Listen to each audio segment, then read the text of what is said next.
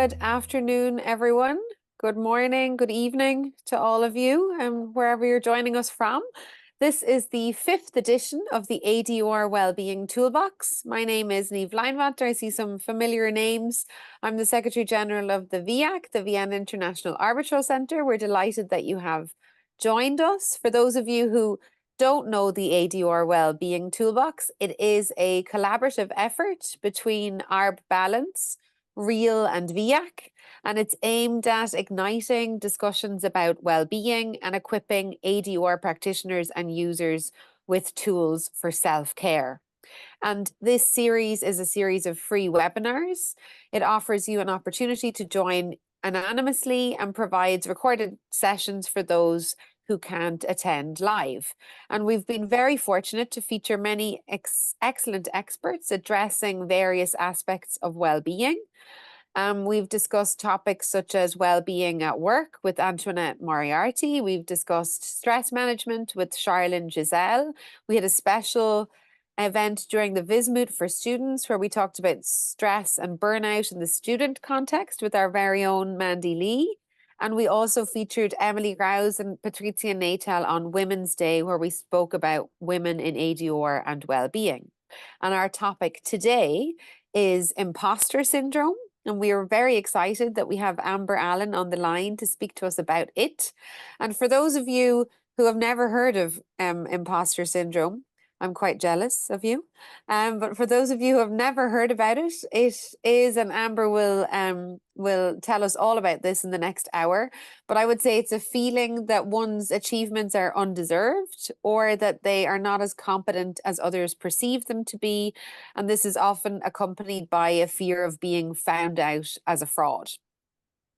So Amber is the head of learning and development at Stewarts, and she will share practical tools with us today to help arbitration practitioners and humans alike to tackle this common issue of imposter syndrome.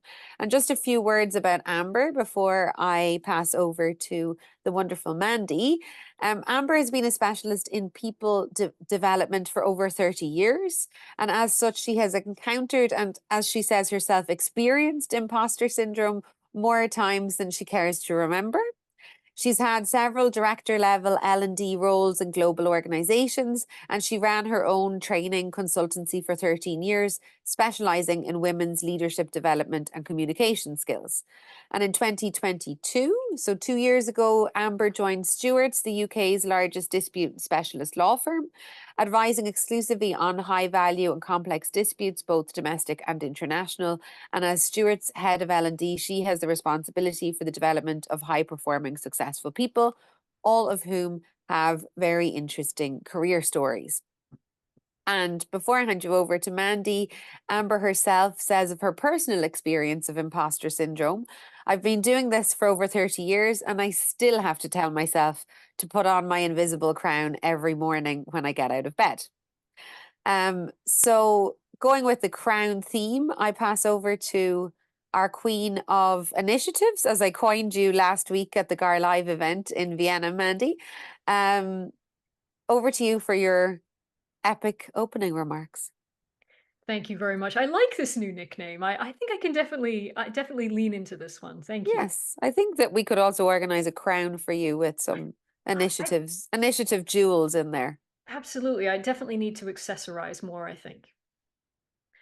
About 10 years ago now, I was preparing for my peer interview for a fellowship at the Chartered Institute of Arbitrators. And unfortunately, I just couldn't shake the feeling that no one would picture someone who looked like me as a fellow. And despite my academic achievements and my practical experience and my usual over preparation for everything, I convinced myself that I wouldn't measure up. Basically, I felt like an imposter, and that feeling began to paralyze me. Imposter syndrome is insidious. It's that little voice in your head whispering that you're just not good enough, that you'll never measure up, and that you can't compete with your peers. It's that little voice telling us that we might as well just give up. Many dispute resolution professionals are perfectionists. We push ourselves to extremes and we constantly compare ourselves to others, often unfavorably. We doubt our abilities while our peers are praising our achievements. Now, pop culture is full of characters wrestling with imposter syndrome, from Mad Men's ad man extraordinaire Don Draper to Frozen's all powerful Ice Queen Elsa, who also has a crown, Harry Potter's high performing Hermione Granger, and Doctor Who's self deprecating Donna Noble. We have plenty of inspirational role models for those days when we feel as if we're just not quite good enough. Now, it's estimated that around 70% of lawyers experience some form of imposter syndrome during their careers. The feeling of inadequacy that plagues so many of us is, in fact, completely normal, although, frankly, that's small consolation when you're in the middle of it. Basically, no matter what we achieve, there's that little voice that keeps insisting we're just not enough. And the arbitration world in particular provides fertile ground for imposter syndrome to thrive. Social media bombards us with other people's successes, awards, publications, speaking engagements, directory rankings. How can we avoid comparing ourselves to others when we're constantly being reminded of our own supposed inadequacies? It's easy to forget that people share their highlight reels on social media, not their struggles. And for those starting their arbitration careers, it can feel like everyone else is succeeding and you're getting left behind. If you've got an LLM, speak 3 languages, and have passed the bar, yet you still can't secure that all important first internship, it's easy to see why imposter syndrome can creep in. No matter what we do, there's that little voice that keeps insisting it's not enough and we're not enough. Thankfully, though, today we're in the safe hands of Amber. 10 years ago, I sat down with Amber for a cup of tea, and she helped me to switch off that nagging voice. And ultimately, I did end up becoming a fellow of the Chartered Institute, just in case anyone was wondering how that story ended. And so today, the ADR Wellbeing Toolbox is delighted to be able to welcome Amber to help all of us to turn off our own nagging voices in due course. And so now, before we turn the floor over to Amber, I will turn the floor over to the fabulous Kabir Duggal. Thank you, Mandy. And let me just begin by thanking Amber. This is such an important topic, and I think we are so privileged to hear you, Amber. I do recognize I'm in the way of everyone listening to you, so I'll try to make my remarks relatively brief. See, this topic of imposter syndrome is something that affects pretty much everybody.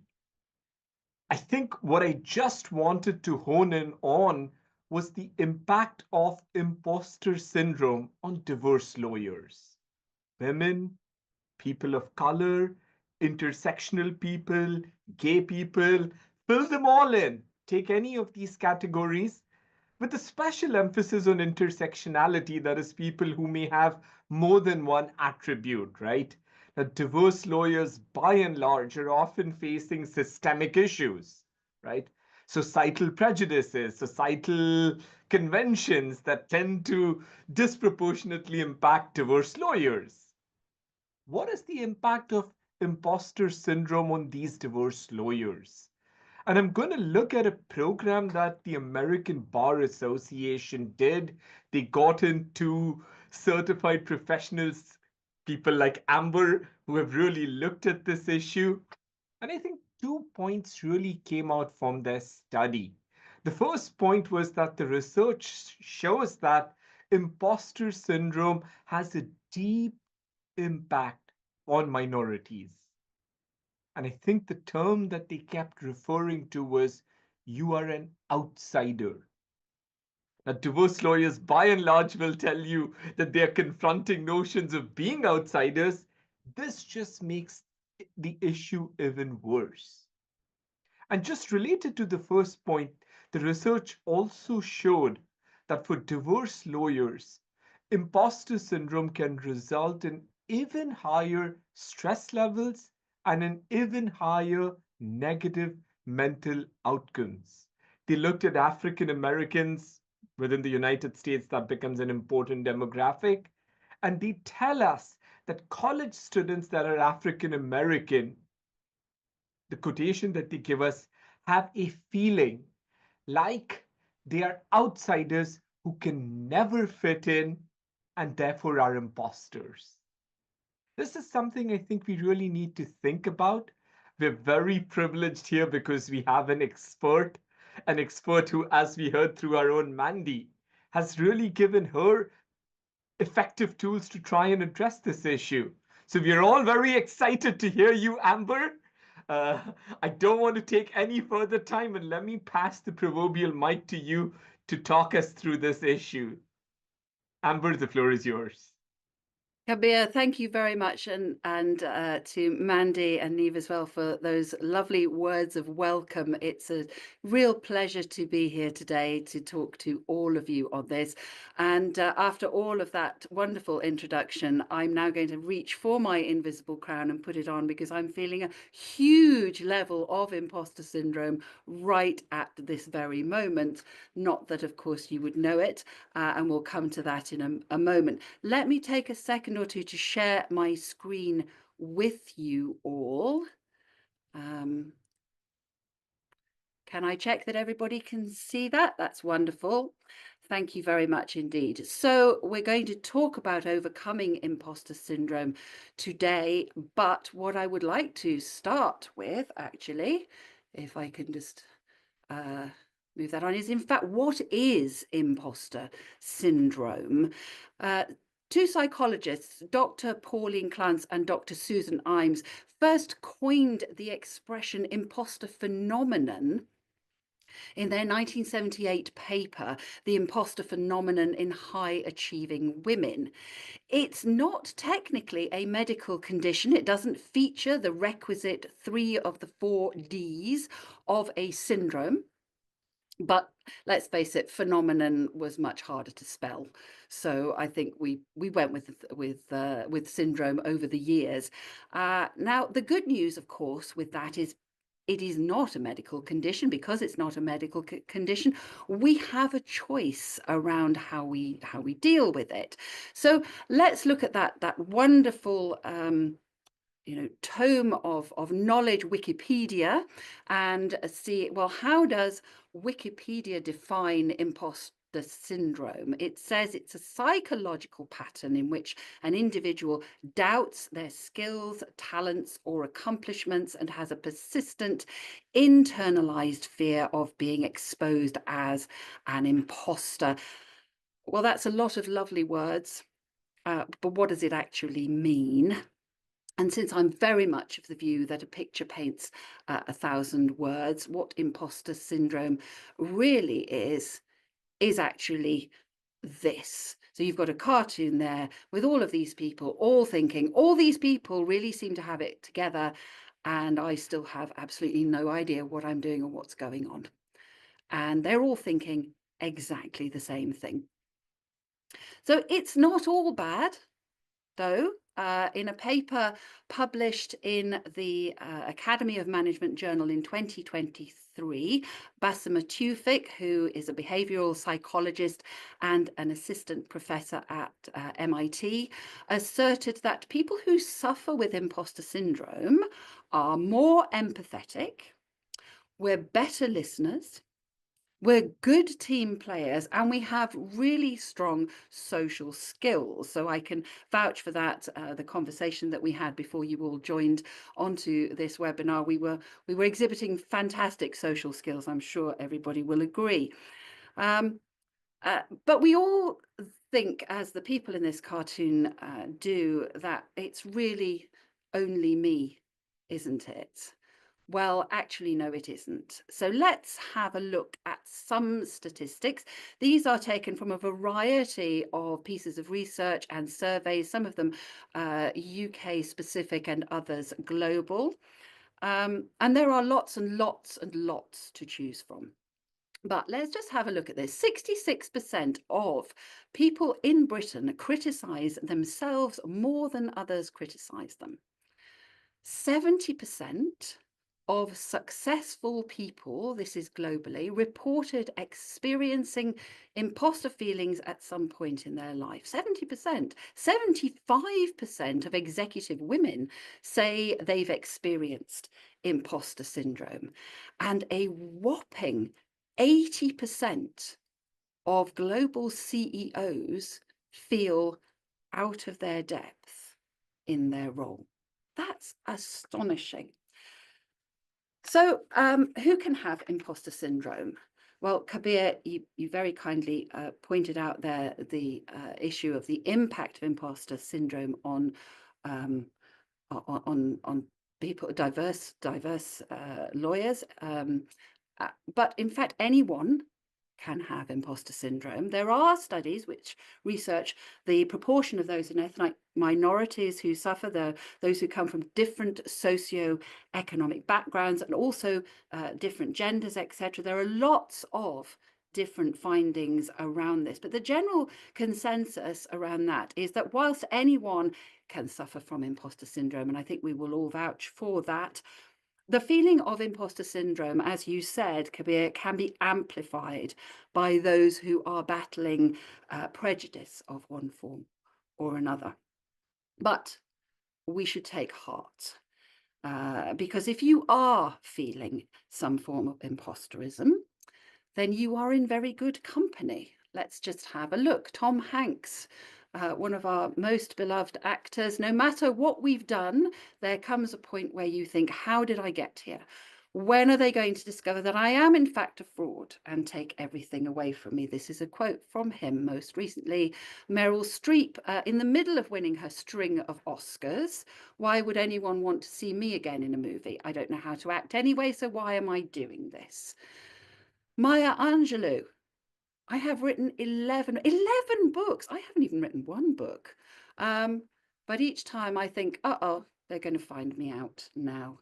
Michelle Obama, you know, I still have a little imposter syndrome. It doesn't go away, that feeling that you shouldn't take me seriously. What do I know? And if you still have doubts that pretty much anybody, particularly high-performing individuals, can feel imposter syndrome. Well, how about Albert Einstein? The exaggerated esteem in which my life work is held makes me very ill at ease. I feel compelled to think of myself as an involuntary swindler. Albert Einstein suffered from imposter syndrome and believed that he was a fraud. So let's dive then into different types of imposter syndrome. There is some excellent work by Dr. Valerie Young, and I'm sure Emma will be able to put the details of books and things that I refer to in the chat or with the slides afterwards, so that if you do want to look into this more detail, you can do. But Dr. Young defines 5 different types of imposter syndrome. We have the perfectionist, the superhero, the expert, the natural genius, and the soloist. And I'm going to talk a little bit about each one of those and give you a couple of examples. The perfectionist, that's somebody who we believe that making mistakes actually means that we are failing. And it engenders in us feelings of guilt and shame, and that everybody else is better than us, because clearly, you know, we wouldn't be making mistakes if we were good enough. A good example of this is actually many high-performing students at school will feel in this type of imposter syndrome when they get to university. My daughter is a perfect example of this. She was a straight A student. She was in the top 2% of academic excellence in the country when she was doing her final exams. She managed to, against great competition, secure a place at the Royal Veterinary College to study veterinary medicine, which was wonderful. And she did her first year and she passed her first year of exams. The pass mark was 60%. She got 78%. She rang me up at the end of it in absolute tears. And she said to me, "Mum, I think I need to drop out." I said, "What on earth are you talking about?" She said, "Well, I only got 78%. I'm clearly not good enough. I shouldn't be here." The perfectionist example of imposter syndrome. You then have the superhero. So, Mandy, I was listening to what you were saying, and superhero is those who have multiple roles, and we believe that we have to do them all, and we have to do them all perfectly. So if you're not perfect in every single one of the things that you are doing, all of those 900 cases, then you're clearly not up to it. And you're a total fraud. I use myself as an example in this. I am a head of training at a law firm. I'm a mother. I'm a mother of a child who has specific learning difficulties in my son. I'm also a daughter who is a carer for her elderly mother. And sometimes I don't actually quite manage to necessarily deliver 100% all of the time in all of those different roles. And frequently I will look at myself and say, I'm a really bad daughter. I'm a rubbish mother. I'm an absolutely awful head of training. I really shouldn't be here doing this. So the superhero perfectionist syndrome comes in there quite a lot. Then we have the experts. So experts are people who feel that they need to know absolutely everything about a particular subject, or they need to have mastered every single step of something. And if you are not able to do that at a particular point, if you haven't done that, then in creeps that little voice onto your shoulder saying you're clearly not an expert in your field because, oh my goodness me, you don't know absolutely everything. Or, oh, somebody has actually asked you a question and you don't know the answer to it. You're going to have to go and look it up. And therefore, you're not an expert and you shouldn't be doing this. And you're clearly a fraud. You've then got the natural genius. So natural geniuses are those of us who are very, very good at a lot of things. And a lot of things will come naturally to us. And so when we are finding that we are not quite getting something right the very first time, or it might be taking us a little bit longer than normal to master a skill, or it might be a little bit harder than we were expecting it to be, then we're embarrassed, or we feel that we're not as good as everyone else, that everyone is judging us, everybody is clearly pointing the finger and saying, ha, you can't do it, therefore you obviously are an imposter, you are a fraud. Good example of that is elite sports people. We have in the UK, and I know that there is a similar program in a lot of other countries around the world. It's a dancing competition on television. It's called Strictly Come Dancing. And you will find, and Dancing with the Stars, I think it is in other countries. And you often find elite sports people will come onto that. They are at the peak of their physical capabilities and fitness.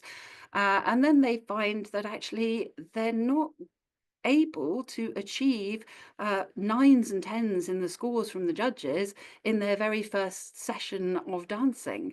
And therefore, in the post competition interviews, they will be saying, oh, I'm clearly not very good. I'm not as good as I thought I was. I'm obviously not great at sport after all. So a classic case of the natural genius imposter syndrome. And then we have the final one, which is the soloist, which these are people who we only believe we are competent if we actually get there all on our own without any help. So if you've asked for help to reach a certain level or status, then clearly you're not good enough because you needed to ask for some help to get you there. Asking for help can be considered a sign of weakness by people who suffer from this type of imposter syndrome. So a good example of that might be a new partner. If you've worked really, really hard to get to where you've got to on your own, you've made it there, and suddenly you are in a new environment, you perhaps need a little bit of direction or help, but you don't want to ask for that because clearly if you do need to ask for that, then they shouldn't have made you a partner in the first place because you're not up to it. Also, somebody who perhaps might be the first in their family to have gone to university. They've been self-reliant in terms of their own development, and suddenly they're there and, well, perhaps I shouldn't be here after all. So we can all have one or more of these traits, and they can come in, these different types of imposter syndrome can jump on us and affect us at any time. The trouble with imposter syndrome is it's all internalized. So we all go about our daily business and we can be performing to a really high standard and we can be feeling these feelings and nobody else will know. So let's take a look now then at what is actually going on when these feelings hit us. So what does imposter syndrome feel like? Well, as Mandy said in her introduction, it's that little voice that's whispering in your ear, those little saboteurs, a little more on that later, that are saying, I can't be very good, I don't belong here, I'm a fraud. You know, you look in the mirror, who on earth do you think you are? You're telling yourself, I made a mistake, I clearly don't know anything, it's all going to go wrong, and everyone will know that I'm a fake. That's what it feels like. When our brains are telling us these things, then how we are likely to act changes as well. So what does imposter syndrome act like? Well, it's overcompensating. So, you know, you might be working much later to get something done, to make it perfect. You will be going out and layering qualification on top of qualification on top of qualification. You might over-prepare. Angela Merkel, former Chancellor of Germany, always over-prepared for every single meeting that she went into. You might avoid things, you know, procrastinate, put things off because it's not perfect. Or you will stay under the radar. You definitely won't be asking for help. You won't put yourself out there. You might self-diminish. You know, you will be focusing on those weaknesses that you perceive in yourself. You will not put yourself forward for opportunities because you're worried that actually you're not good enough to take those up. Or you will negate praise. Oh, somebody will tell you, you did a great job there. Oh, it was nothing. Oh, it was my team. Oh, I couldn't have done it without. You know, all of these things are examples of the actions, the way that we act when we are feeling that imposter syndrome. So now we know what it is. We know what it feels like inside. We know what we have a tendency to do when we're experiencing it. But when does it actually happen? Are we feeling imposter syndrome all the time? Well, of course we're not. And some of us will be feeling it more than others.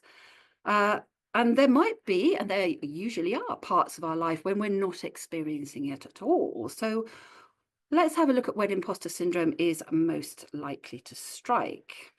Well, it can happen at any time during our professional and our personal lives, but it is most likely to happen at these 3 times: times of change, times of success, and times of self-awareness. So when we're experiencing change, we're going from university into a full-time job, becoming a member of a professional body like the Chartered Institute of Arbitrators, getting a promotion. You know, we're leaving territory that we are familiar with, and we're moving into territory that we are not familiar with, and we're not yet comfortable feeling uncomfortable. So those intrusive little imposter thoughts start to creep in. During times of success, you'd be surprised just how many successful people, and we are going to hear from 3 of them at the end of this session, experience imposter syndrome in spite of huge success. And then those times of acute self-awareness. So what do I mean by that? Well, we might be very conscious that suddenly we're the only person in the room who is from a different social background. We might have a different accent.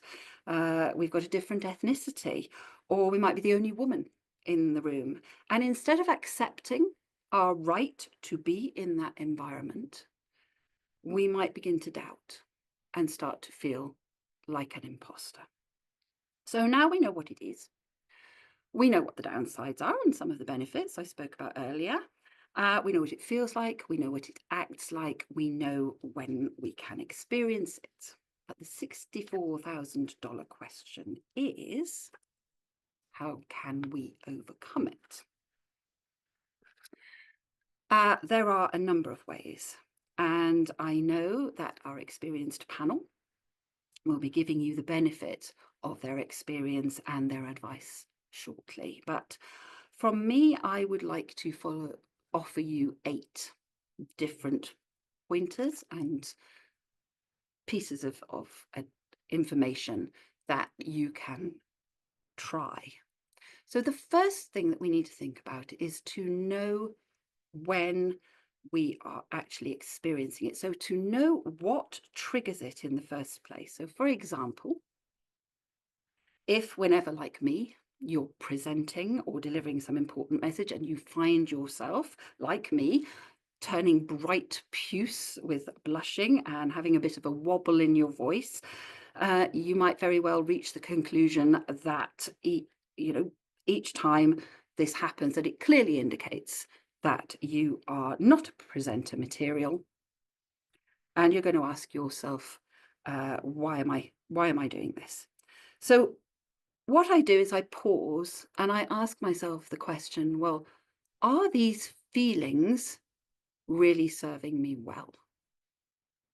If not, then you need to just recognize the fact that those feelings are not true, they're not serving you well, and you need to change that feeling. So the way that I do it is I say to myself, okay, I'm a bit wobbly to start with, and I go bright puce. Doesn't mean that I'm not a good presenter. It just means I'm understandably nervous, and in my case, menopausal. So I can still give a good presentation. Recognize your triggers. Don't let them define you. Also, know that you are not alone. When we feel imposter syndrome, particularly at times of change or at times of greater self-awareness, we can feel really lonely, and that no one else could possibly feel like or ever feel like we do. And that is simply not true. You are not alone. Statistical analysis and research proves it. At least 70% of the people that you are with will be feeling or will have felt exactly how you feel. So once you know you're not alone, you need to focus on your strengths. And we don't do this nearly often enough. How many times do you do something, and then when you go to review it in your mind, all you do is tell yourself what you did wrong or what didn't go so well? How many times do you start with looking at something and saying, you know what, I did X, Y, and Z really well, or I'm very good at A, B, and C, or I'm very proud of myself for doing D. We don't focus on our strengths anywhere near often enough. So make a list of all the things. I would counsel you to write it down even. Make a list of all the things that you are good at, so that you can ensure that you do more of the things that you are good at. And by focusing on what you do well, you are less likely to think about the things that you don't do so well, and less likely to think like an imposter. That leads us into valuing growth over performance. So there is an excellent piece of research done by a lady called Carol Dweck, and you may have heard of her. What she talks about is, and what I mean by valuing growth over performance, is adopting a growth mindset, not a fixed mindset. Those of us who experience the perfectionist and the soloist imposter syndrome symptoms have a tendency towards a fixed mindset. A fixed mindset believes that intelligence, talent, etc. are innate, unchangeable qualities. If you're not good at something, then you never will be. A growth mindset, however, sees a mistake not as a failure, but as an opportunity to learn. Someone with a fixed mindset will experience more imposter syndrome feelings because they avoid challenges, they dislike feedback, they focus on proving themselves constantly, they feel threatened by the success of other people, or they're overwhelmed by mistakes and they shy away from unfamiliar and uncomfortable feelings. Whereas those with a growth mindset are more likely to see challenges as an opportunity, to embrace feedback, to be inspired by the success of other people, to step out of their comfort zones and learn and grow from mistakes or failures. And so that's why it's really important to do this next thing, which is celebrate everyday small successes. One thing that I do is I've set up for myself what I call a compliments folder. And so every time somebody says to me, oh, you did a great job on that, or I really liked it when you did so and so and so and so, or they pay me a compliment about my sort of professional approach, whatever it is, I will write it down and put it in my compliments folder, or I will save that email into my compliments folder. And I just leave it there. I don't look at it again. But in those dark days, when that imposter syndrome strikes, that's the time when I go back and I open that folder and I look back on it and I rely on the evidence of other people to prove that that voice in my head is lying to me. So it's a small thing that I would suggest everyone does. And whilst you're doing that, what you're doing then is you're turning down the volume of negative self-talk. So that little cartoon on your shoulder there that's whispering in your ear that you're not really good enough, that they'll find you out. Remember I mentioned saboteurs earlier on? There is an excellent book by somebody called Shehzad Shameen, a psychologist, he's an engineer, and he's a Stanford lecturer. It's called Positive Intelligence. And he talks about our saboteurs and our sage. He sets out ways in which we self-sabotage. So we all have something called a judge, which I think is appropriate for all of us in the legal profession. And that universal saboteur afflicts us all. It beats us up over our mistakes, shortcomings. It warns us obsessively about future risks. It's that voice that wakes us up in the middle of the night saying you're not good enough. It gets us fixated on what we're doing wrong. We all have it. We all also can have one or more what he terms accomplice saboteurs, which depend on a variety of factors. The aim is to stop those voices, those saboteurs, from creating all of our negative self-talk, and instead enable our sage. So what our sage is that element of our brains which handles challenges with a clear and calm mind, with positive emotions, and allowing those positive emotions to triumph. So, give that little saboteur a flick off your shoulder and tell it to sit down and basically just shut up. In a similar vein, we need to stop ruminating. So in our brains, we have this thing called an anterior cingulate cortex. And this is part of our limbic system, and it's the bit of our brain involved in our decision-making and linking decision-making to reward and punishment and influencing emotional responses to actions and behavior. So how many times in a day have you done 10 things and 9 of them have gone brilliantly, and 1 of them may have not gone all that well? So what do? We spend the next hours, days and weeks, in my case quite often years. What do we focus on? The 9 things that we did really well? No, of course not. We focus on the 1 thing that didn't go very well. And we chew it over and we ruminate on it. And we think about it. I'm still thinking about stuff that I said 10 years ago, or things that I did 10 years ago, and wishing I'd done them differently. And when we do this, we are simply feeding our feelings of imposterism. We need to stop ruminating, because once we do that, we can move on forward to the next stage. And if you do nothing else other than this one final thing, then it is to reframe your thoughts. So the human brain is incredible. It really is.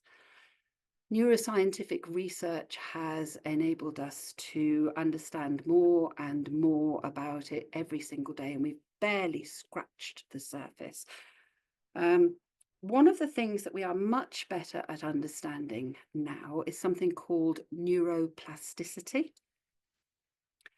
And neuroplasticity, to put it very, very simply, is the ability of our neural networks in our brain to change through growth and reorganization, which means that we can manipulate it. We can manipulate our cognitive control network in our brains through practicing different ways of thinking. So we can actually change the way that our brain functions through practicing different ways of thinking. And by consciously, over a period of time, telling ourselves things like, I have a right to be here.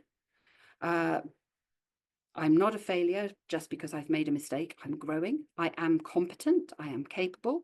I know what I'm talking about. It's perfectly acceptable to ask for help.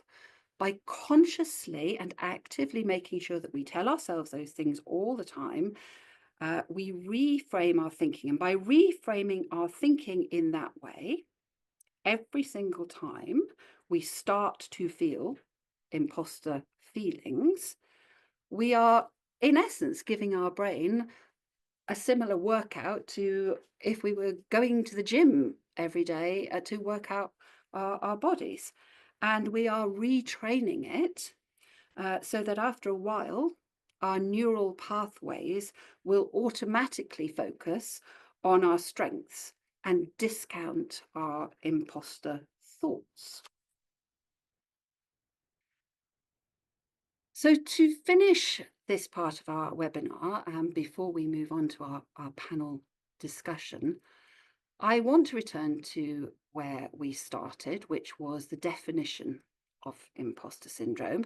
And another definition that I came across was this one.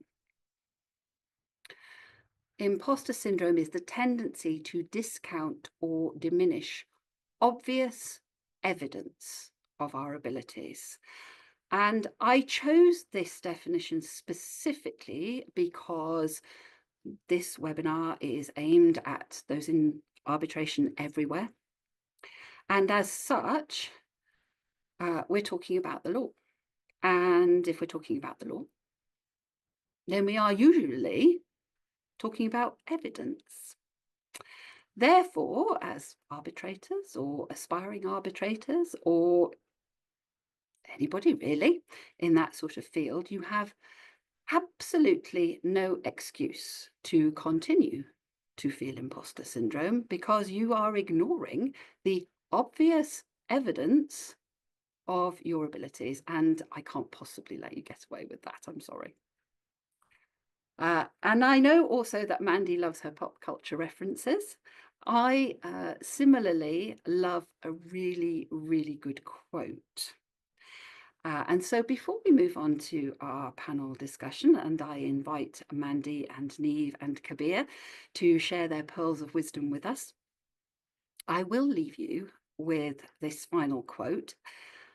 It's a really great one, which I think empowers all of us who might suffer from imposter syndrome to take control of how we overcome that. It's from the political figure, diplomat, activist, and former First Lady of the United States, Eleanor Roosevelt. And it is this one: no one can make you feel inferior without your consent, which means that you really need to stop giving yourself consent to make yourself feel inferior. So thank you very much indeed for following me on that journey. I'm going to stop sharing my screen now, and I'm going to ask Mandy and Niamh and Kabir to rejoin us and unmute their microphones. Welcome back to you all, because I am now going to, if I may, come to you with some questions that I am hoping you will have some wonderful pearls of wisdom for us from your own experience that you will be able to share with everybody. So I'm going to start, if I may, with Mandy. So Mandy, could I ask you, how have you gone about embracing or managing imposter syndrome?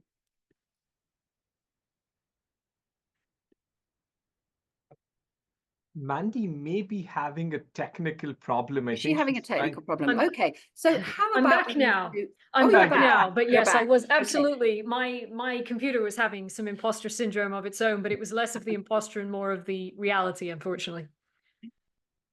So Mandy, Yes. can I ask you then, as our first panelist, how have you gone about embracing or managing imposter syndrome? Well, what I've found helps me is I try to resist the urge to compare my journey, and whether that's my personal journey or my professional journey, to that of others. I try to remind myself we're all running our own races, and the only person I'm really racing against is myself. And reframing things in this way tends to help me. And I also try not to make assumptions about what other people might be thinking about me. I've always been my own worst critic, so whatever I'm thinking about myself is always 20 times worse than what anyone else could ever be thinking. And so I try to resist the urge to attribute my views about myself to other people. And that seems to help me to manage my symptoms, shall we say. That's great. Thank you, Mandy. And Niamh, can I come to you? Can I pose the question to you? When did you first experience imposter syndrome? And did you know it was actually imposter syndrome that you were going through when you experienced it? Thank you, Amber, and thank you for that really interesting presentation. I think the first time I experienced imposter syndrome, I probably didn't know that it was imposter syndrome.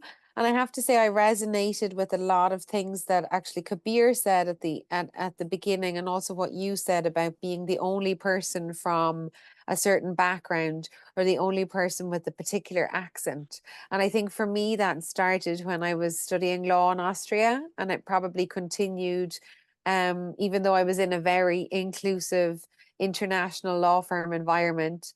I still felt like the one outsider who didn't have the Austrian law background, or didn't have the native speaker ability in German, and that continued when I was doing the Austrian bar exam, and still, to be honest, continues in the in my everyday working environment. But I think obviously in latter years I have realized that it is the imposter syndrome, as we call it.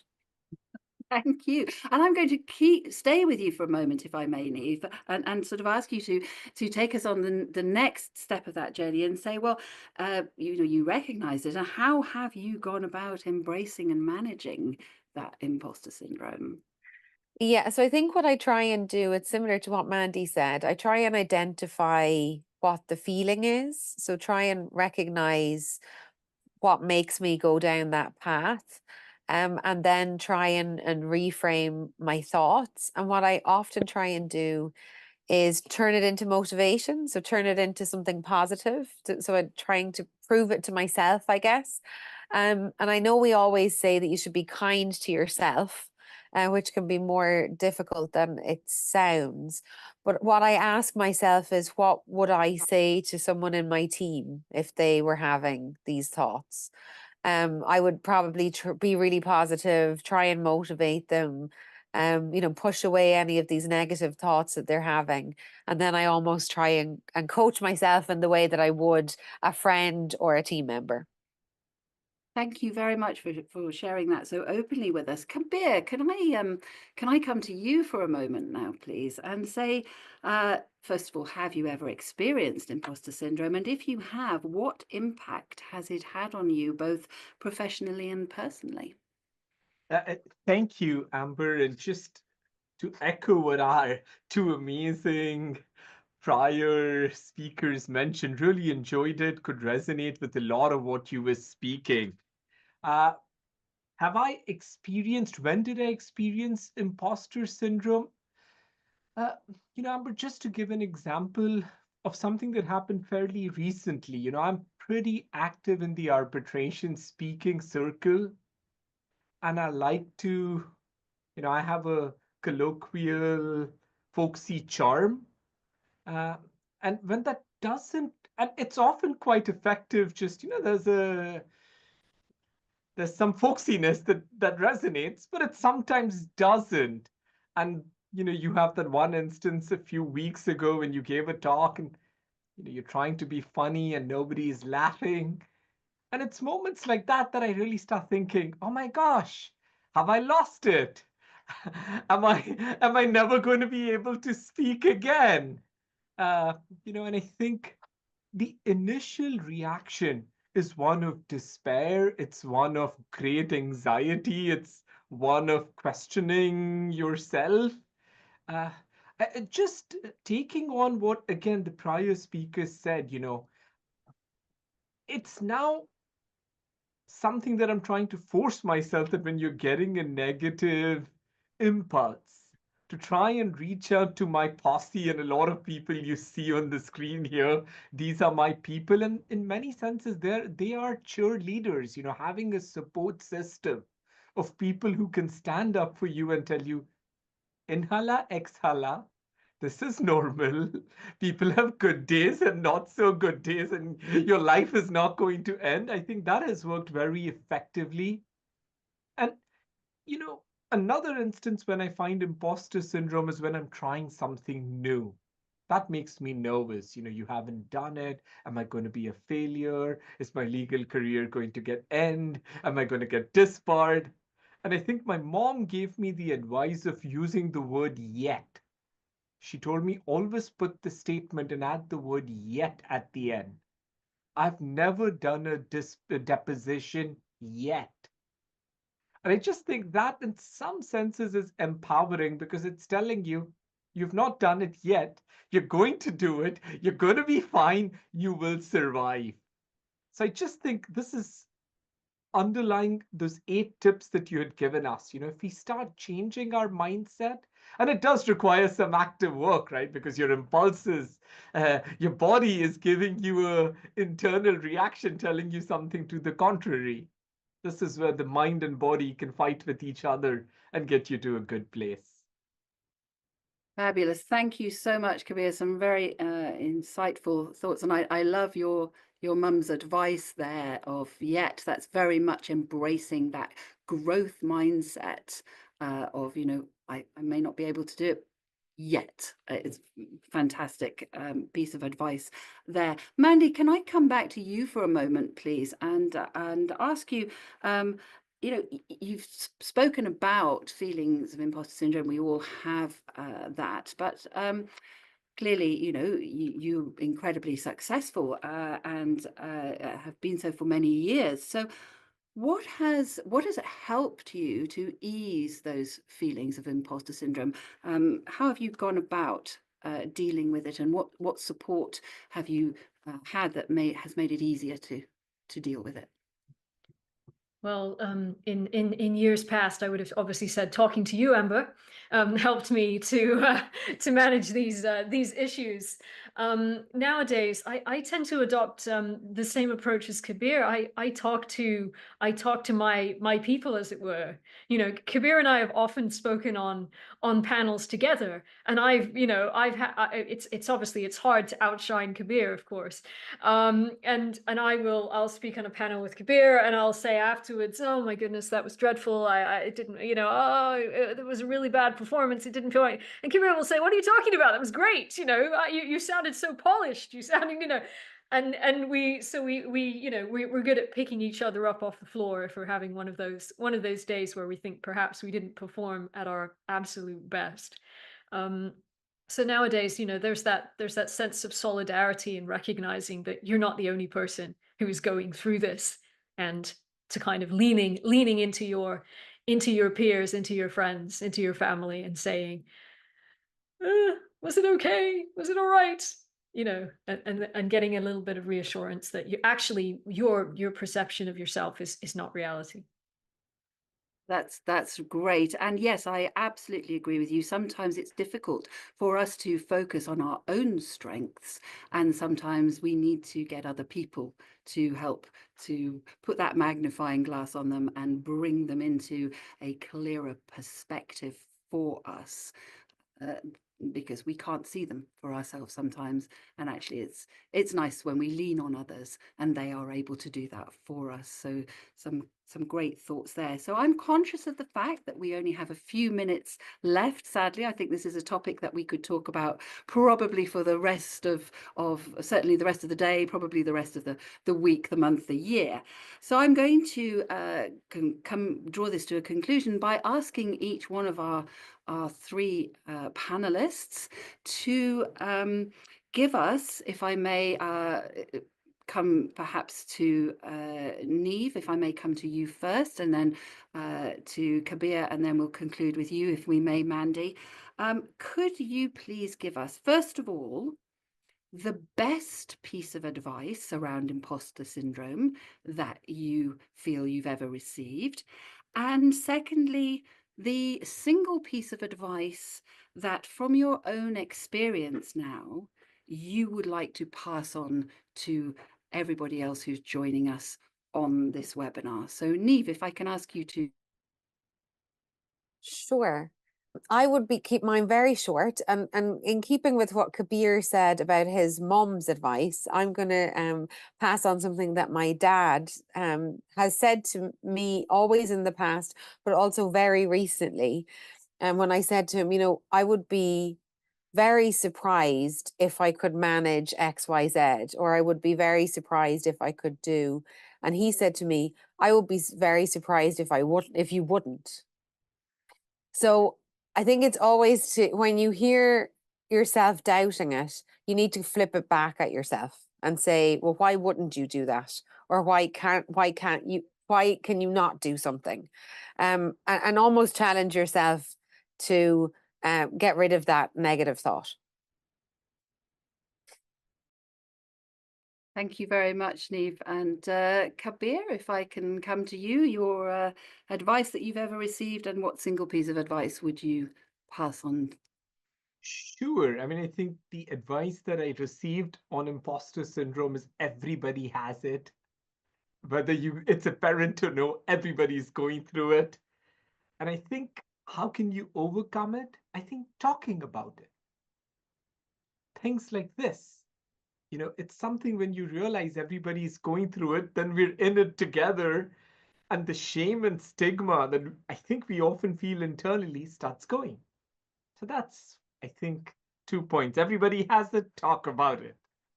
Great, thank you. And Mandy, what advice have you got, and have you received, and would you like to pass on? I think it's a piece of advice that was given to my mom recently. She's recovering right now from a stroke earlier this year. And basically she was told, you know, write down the things you achieve, keep a record of the good things, however small, you know, and keep those front of mind so you can focus on your own achievements, not compare yourself to other people. And as for the single piece of advice that I would give, self-perception is not reality.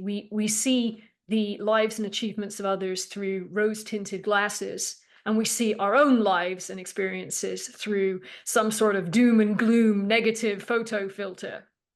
It's time to take off all the filters, good and bad, and try and view our lives through a clearer lens, and hopefully that will put things in perspective. Well, thank you very much indeed, and thank you very much, Kabir and Niamh, as well, for those pearls of wisdom, which I will certainly take some useful things from as well and add them to my arsenal. Thank you so much, Amber. I think on behalf of all of us, this was extremely insightful, extremely encouraging, and a really valuable use of our 1 hour on a Friday afternoon. And thank you all for joining. I hope that other individuals who didn't join us live will benefit also from the fact that this is recorded. And the good news is that the ADR Wellbeing Toolbox will be making another appearance in December. So please keep tuned in. We are cooking up some really interesting topics and speakers for you, and that will be revealed in due course. So have a lovely Friday and a wonderful weekend. And thank you to my co-hosts and all of you for joining.